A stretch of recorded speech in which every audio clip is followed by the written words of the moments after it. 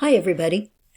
In our last video, we used a pivot table to show accounts receivable aging by territory. In this video, we're going to analyze aging of past due receivables by customer and sales territory.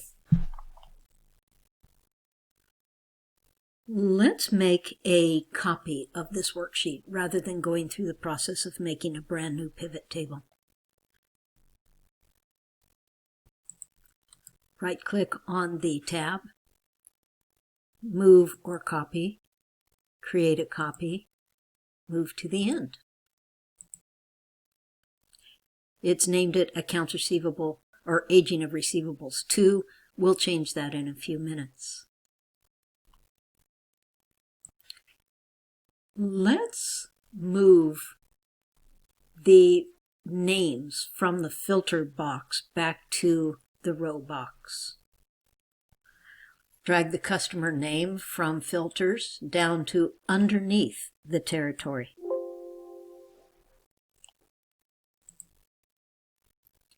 Okay, now we have an interesting schedule. It's one that doesn't mean a lot right at this moment, but we can work on it and make it a lot more useful. We need to get to the Design tab for pivot tables. The easiest way to do that is simply click anywhere in the pivot table, and in the ribbon you'll see Design underneath Pivot Table Tools. It'll say Analyze and Design. So let's click on the Design tab and come over here and use the subtotals.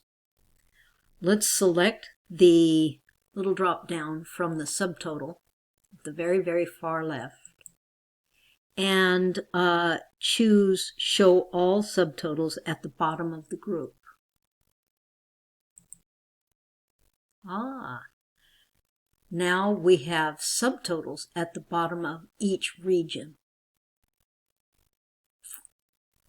Let's do that again. Stay in the Design tab and come over here and let's insert a blank row at the bottom of each group. Insert a blank line after each item. Oh, now that's looking much better.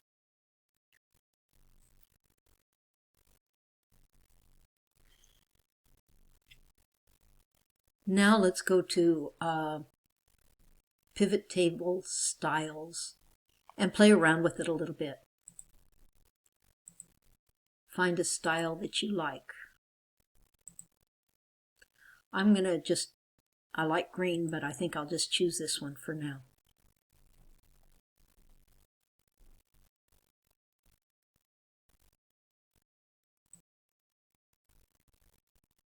So our pivot table is a much more expanded one, but at least it's organized. It's got the grand totals.